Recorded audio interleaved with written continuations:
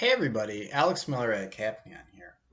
I wanted to talk a little bit today about how financial contagion works in general, and then I'm going to talk about this Luna stablecoin story I discussed in some past videos. So, financial contagion is this idea that a financial instrument like a stock or a bond or a type of something or perhaps an institution goes to hell in a way that it drags a lot of stuff down with it. Something probably most of us experienced in our lives that isn't a fancy schmancy outer space crypto thing was the big crash in 2008.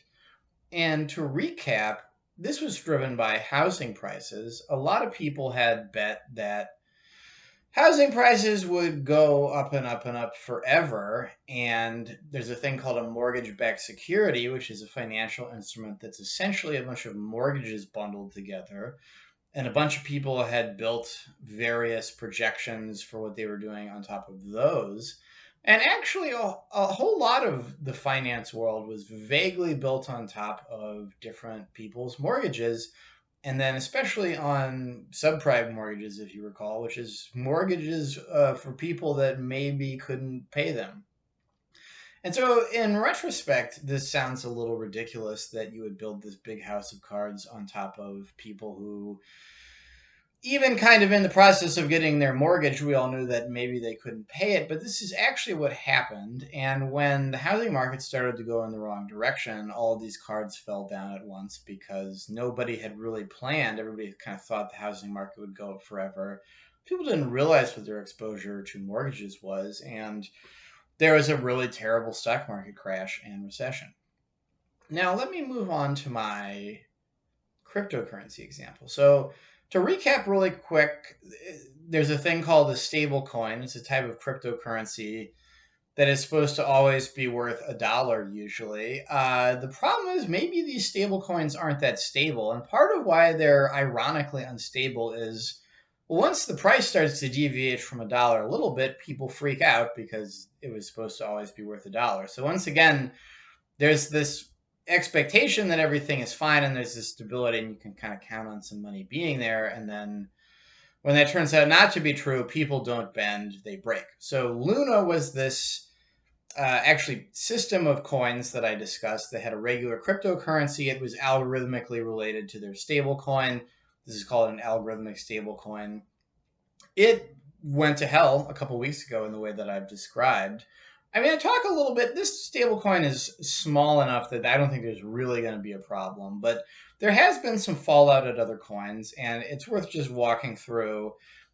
Tether is really the big stablecoin that could really cause big problems if it had this kind of issue, and it's been looking a little shaky lately.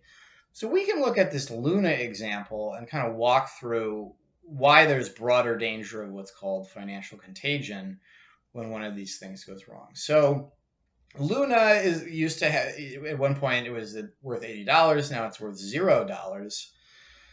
There's an organization called the Luna Foundation Guard that held a lot of cryptocurrency, and their function was to backstop Luna to prevent exactly this kind of thing happening. And as it turned out, they failed, but Luna held a lot of this other cryptocurrency called Avalanche, which is it's like a blockchain network, and then also a smart contract ecosystem. Well, and here's the problem, and it didn't quite happen this way in this case, although the price of Avalanche has not been doing well. Luna is circling the drain. What if they go all in and they spend all of their coins trying to keep Luna afloat? So it actually happened that about 1% of this other coin, Avalanche, was held by this organization, Luna Foundation Guard. And I guess the collapse of Luna was so precipitous, they never got around to selling these Avalanche tokens. But this kind of situation creates the possibility that a whole bunch of coins, these Avalanche coins, are going to get dumped on the market at once. And it might or might not be true that there's enough interest and liquidity to absorb all this selling at once. And the problem is, if it can't be absorbed, people are going to start selling it at fire sale prices, and then that's going to affect this other ecosystem, and then maybe someone else is depending on them.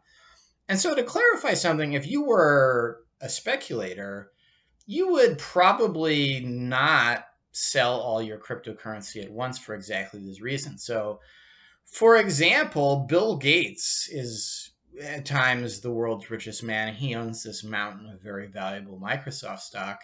He can't turn it all into cash overnight because the price would crash. He's been selling it bit by bit. It's taken him more than 20 years. And he's doing it this way in part for exactly this reason of, well, it's not in my financial interest to destroy the marketplace for selling this stock. But then in these situations like the collapse of Luna, people are running around with their hair on fire. They have other goals than, liquidating their avalanche tokens in a sane way.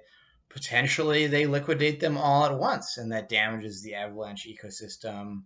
And once again, that could cause them to do something weird to cover their ass. And these things can spread around. So this is roughly what happened in 2008. And while Luna, I think it looks fine, the crypto market hasn't done great. Avalanche hasn't done great. Tether is a big enough stablecoin that conceivably, if it went the way of Luna, there really could be this kind of contagion. And there could be a lot of wreckage elsewhere, probably for people who didn't know that they were in some way dependent on the health of Tether. So hopefully none of this happens. Luna wasn't a big deal. If you're interested in paying attention to the space right now and you're not a camp follower who just wants to presume everything will go up, this is the kind of lurking danger and I think really the interesting story to watch.